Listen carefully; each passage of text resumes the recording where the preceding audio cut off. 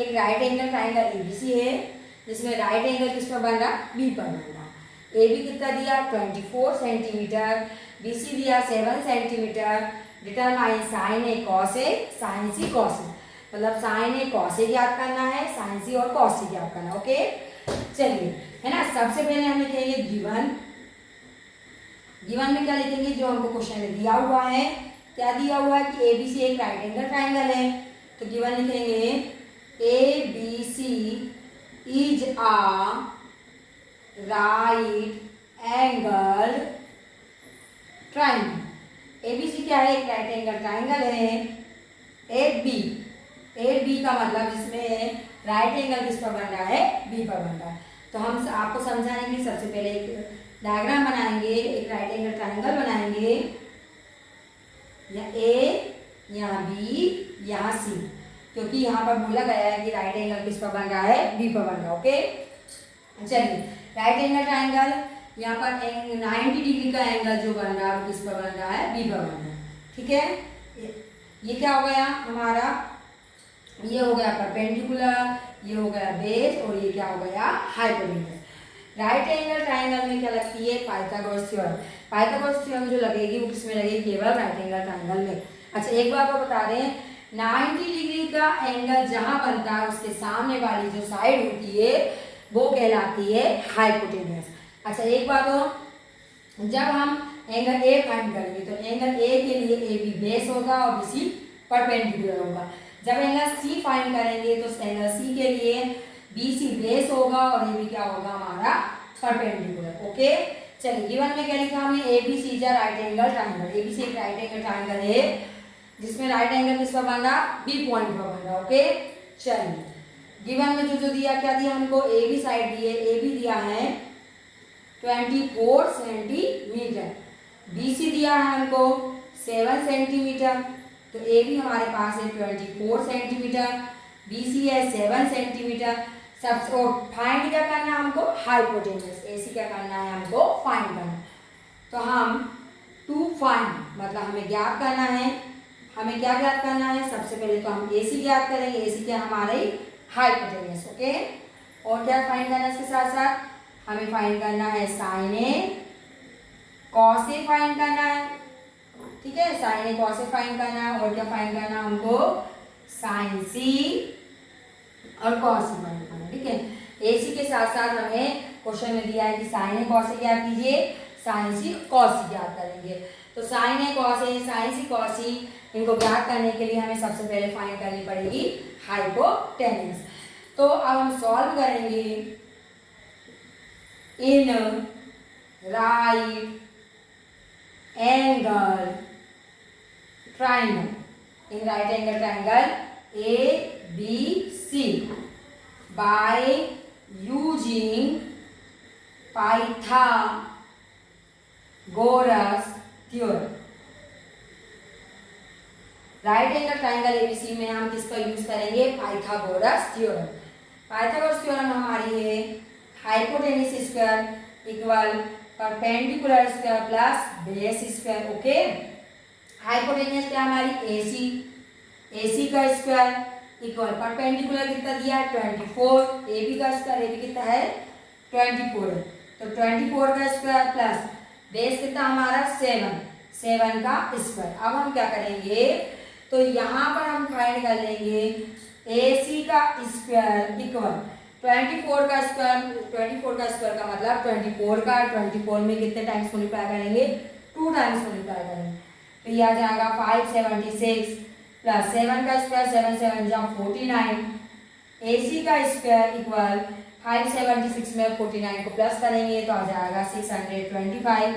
जब किसी नंबर से स्क्वायर हटाते हैं तो उसके सामने वाले नंबर पर लग जाता है स्क्वायर रूट, तो ये लग जाएगा AC इक्वल √625 और 625 किसका स्क्वायर रूट है 25 का, तो AC आ गया हमारा 25 सेंटीमीटर। चलिए देख लीजिए, तो सबसे पहले हमने एक राइट एंगल ट्राइंगल ABC ले लिया जिसमें कौन सी थ्योरम लगा दी, पाइथागोरस थ्योरम।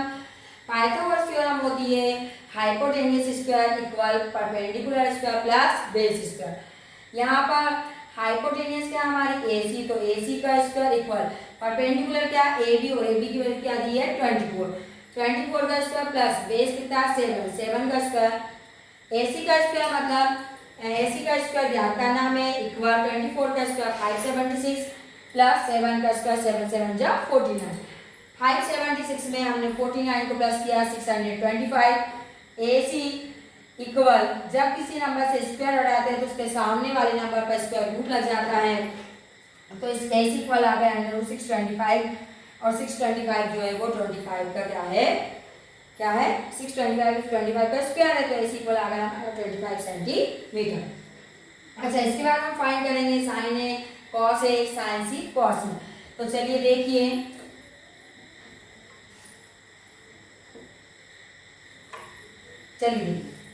हम फाइंड करेंगे साइन ए, हमने अभी पहले ही बताया था, है ना। एंगल ए के लिए AB बेस होगा और BC क्या होगा परपेंडिकुलर होगा, तो साइन ए के लिए परपेंडिकुलर का काम कौन करेगा BC, और हाइपोटेनियस क्या होगी हमारी AC, तो साइन ए इक्वल आ गया BC 7 है, AC हम फाइंड कर चुके, कितना आया हमारा AC 25, तो साइन ए की वैल्यू निकल गई 7/25। इसी प्रकार हम कॉस ए फाइंड करेंगे, कॉस ए के लिए क्या है ये बेस है और ये क्या है परपेंडिकुलर है, तो कॉस बराबर होता है आप सभी जानते हैं कॉस थीटा इक्वल होता है बेस अपॉन हाइपोटेनियस, तो ए के लिए बेस क्या होगा हमारा 24 और हाइपोटेनियस कितनी निकल गई हमारी 25, तो ये किसकी वैल्यू आ गई हमारी कॉस ए की वैल्यू आ गई। इसी प्रकार हम क्या करेंगे, क्या साइन सी, साइन थीटा बराबर होता है परपेंडिकुलर अपॉन हाइपोटेनियस, तो परपेंडिकुलर कितना हमारा सी के लिए, अब सी के लिए है ना, एंगल सी के लिए BC बेस होगा और AB क्या होगा परपेंडिकुलर होगा, तो यहाँ लिखेंगे आप AB और अपॉन में लिख देंगे AC, तो साइन C इक्वल आ जाएगा AB 24 है और AC 25 है, तो साइन C निकल आया 24 अपॉन में 25। इसी प्रकार हम कॉस सी फाइंड करेंगे, कॉस सी इक्वल क्या होता है हमारा कॉस थीटा बराबर होता है बेस अपॉन हाइपोटेनियस, तो सी के लिए BC क्या होगा बेस होगा, तो BC अपॉन AC, तो कॉस सी फाइंड हो जाएगा हमारा BC कितना है भैया 7 है, 7/25, तो ये फाइंड कर लिया हमने, क्या क्या फाइंड कर लिए है sign A cos A sign C cos सी, और यही फाइंड करने को कहा था। यदि आपको कोई भी क्वेश्चन में डाउट हो तो आप हमसे कमेंट्स करके पूछ सकते हैं।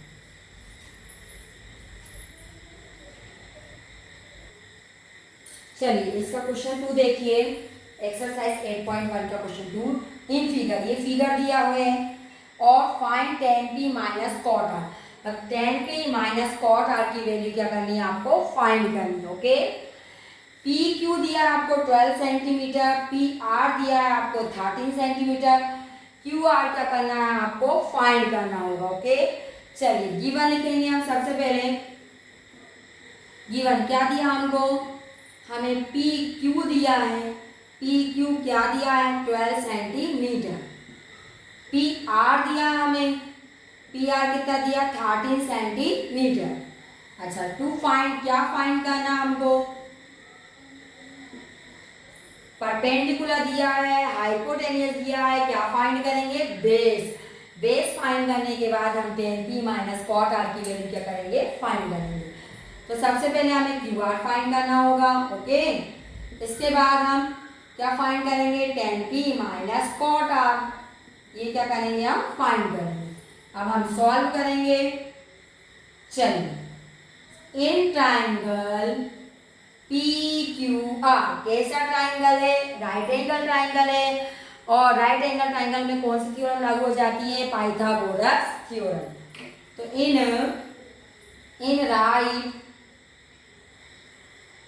इन right angle triangle PQR bye using Pythagoras theorem, किसका यूज करेंगे हम पाइथागोरस थ्योरम। इन right angle triangle PQR bye using Pythagoras theorem, Pythagoras theorem होती है हमारी hypotenuse square equal perpendicular square plus base square. 90 degree का एंगल जहां बनता है उसके सामने वाली साइड होती है हाइपोटेन्यूस। ओके, ठीक है। अब इधर देखो, एंगल P के लिए PQ बेस होगा, QR परपेंडिकुलर होगा। एंगल R के लिए QR बेस होगा और PQ क्या होगा, परपेंडिकुलर होगा। तो अभी तो हम क्या निकालेंगे, चलिए आप देख लीजिए। हाइपोटेन्यूस हमारी 13 है, 13 का स्क्वायर इक्वल परपेंडिकुलर 12 है, 12 का स्क्वायर। बेस हमारा क्या करना, हमको फाइंड करना, बेस QR है। 13 का स्क्वायर होता है 169 इक्वल 12 का स्क्वायर होता है 144 प्लस QR का स्क्वायर। ओके, चलिए देखिए जरा, 169 प्लस 144 का हम ट्रांसपोजिशन करेंगे -144 इक्वल QR का स्क्वायर। ओके, माइनस करेंगे कितना आ जाएगा, 9 में 4 माइनस होएगा तो 5, 6 में 4 तो 2, 25 इक्वल QR का स्क्वायर। जब किसी नंबर से स्क्वायर हटाते हैं तो सामने वाले नंबर पर स्क्वायर रूट लग जाता है। QR इक्वल आया √25, 25 किसका स्क्वायर रूट है जल्दी बताइए, 5 का। तो QR आ गया हमारा 5 सेंटीमीटर। अब हम फाइंड करेंगे tan P। तो tan थीटा बराबर होता है, हमने पहले भी आपको बताया है, tan थीटा बराबर होता है हमारा परपेंडिकुलर अपॉन बेस। तो एंगल P के लिए क्या होगा, ये बेस होगा और ये परपेंडिकुलर होगा। ठीक है, तो परपेंडिकुलर क्या है हमारा, जल्दी बताइए, किसके लिए, tan के लिए, tan P के लिए। P के लिए ये बेस होगा, ये परपेंडिकुलर होगा। तो QR अपॉन में परपेंडिकुलर, देखो क्या होता है, परपेंडिकुलर अपॉन बेस। तो P के लिए ये परपेंडिकुलर, ये बेस, बोलिए QR अपॉन PQ। तो tan P, QR फाइंड किया, 5 आया, PQ हमें दिया हुआ था 12। तो tan P की वैल्यू आ गई 5/12। इसी प्रकार cot R, तो cot थीटा इक्वल होता है बेस अपॉन परपेंडिकुलर। लेकिन R के लिए है ना, R के लिए ये बेस होगा और ये क्या होगा भैया, ये होगा हमारा परपेंडिकुलर। तो क्या बेस क्या है हमारा, QR ही है। तो QR की वैल्यू हमने निकाल ली है 5 और परपेंडिकुलर 12 है, तो ये आ जाएगा आपका। चलिए देखिए जरा इधर, tan P minus cot R find करना है। तो tan P minus cot R equal, tan P की वैल्यू कितनी है, 5/12 है, माइनस cot R की वैल्यू कितनी है, 5/12 है। 5/12 से 5/12 माइनस होगा तो क्या जाएगा हमारा 0। मतलब tan P minus cot R equal क्या आ गया, 0। यही फाइंड करना था। यदि कोई प्रॉब्लम तो आप पूछ सकते हैं।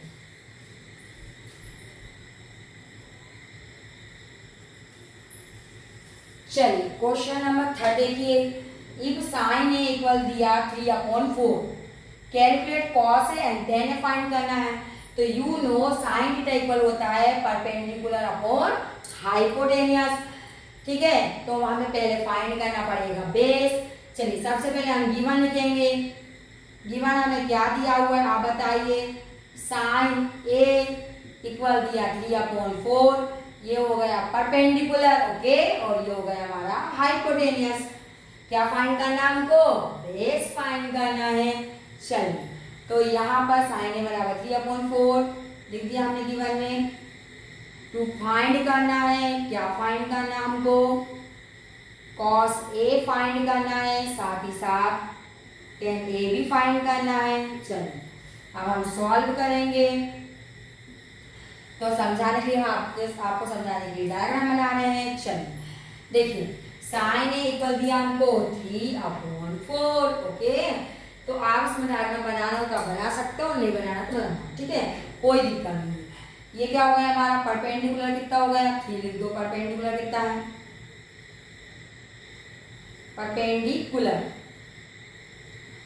परपेंडिकुलर क्या हमारा 3 है, बेस नहीं है, हाइपोटेन्यूस क्या है, ठीक है। हाइपोटेन्यूस कितनी है हमारे पास 4 है। ओके, परपेंडिकुलर हो गया 3, हाइपोटेन्यूज हो गया 4। चलिए अब हमें क्या फाइंड करना है, बेस फाइंड करना है ना। तो हम लगा देंगे, क्या लगा देंगे, by using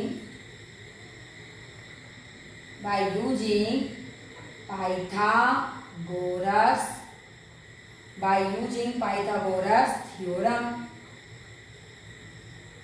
hypotenuse square equal perpendicular square plus base square.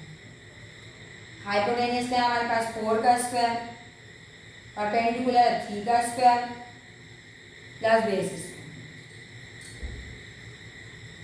4 का स्क्वायर मतलब 4 का 4 में 2 टाइम्स मल्टीप्लाई करेंगे हम। 4 4 जा 16 इक्वल 3 का स्क्वायर, 3 3 जा 9 plus base square 16 plus 9 equal किस साइड आएगा तो -9 इक्वल बेस स्क्वायर। 16 में 9 का तो 7 इक्वल बेस स्क्वायर। स्क्वायर हटाएंगे तो सामने वाले नंबर को क्या लग जाएगा, स्क्वायर रूट। तो बेस आ गया हमारा √7। अब हम फाइंड कर लेंगे क्या, cos A इक्वल होता है बेस अपॉन हाइपोटेन्यूस। बेस क्या है हमारे पास आया √7 और हाइपोटेन्यूस दी हुई थी, क्या हाइपोटेन्यूस बताओ जल्दी से, 4। cos A की वैल्यू फाइंड हो गई। अब हमें क्या फाइंड करना है, tan A बराबर होता है परपेंडिकुलर अपॉन बेस। तो tan A बराबर परपेंडिकुलर क्या है हमारे पास दिया हुआ है, परपेंडिकुलर कितना है 3 है और बेस कितना आ गया √7। तो tan A आ गया हमारा 3 अपॉन √7 cos A √7 अपॉन 4। यही फाइंड करना।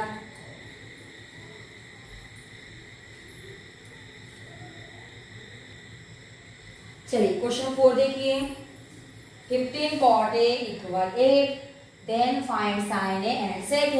चलो गिवन क्या दिया हुआ हमको, क्या दिया हुआ है, देखिए 15 cot A इक्वल 8, तो cot A equal 8 upon into के 15 कहाँ चल जाएंगे, 8 के अपॉन में चले जाएंगे। तो cot A इक्वल 8 अपॉन 15, ये cot A की वैल्यू है, ठीक है।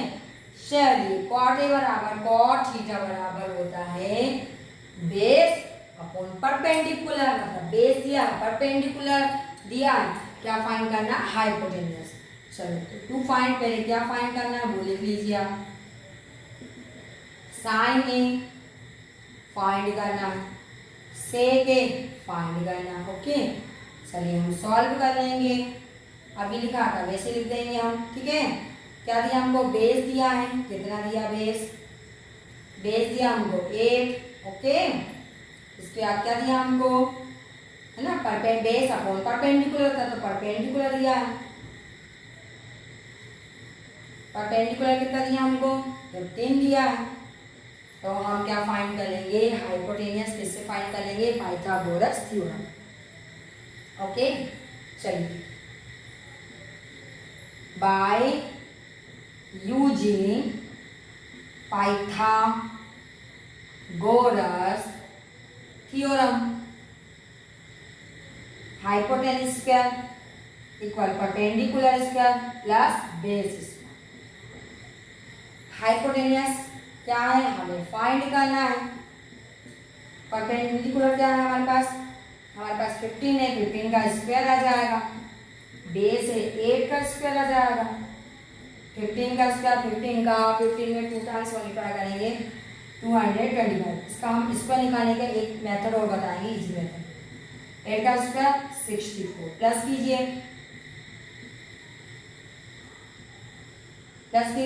5 अपॉन 9, 6 और 2 8, 289 किसका स्क्वायर रूट है 17 का। ओके स्क्वायर हटाएंगे फिर रूट लगा देंगे, एज इक्वल कितना आ गया 17।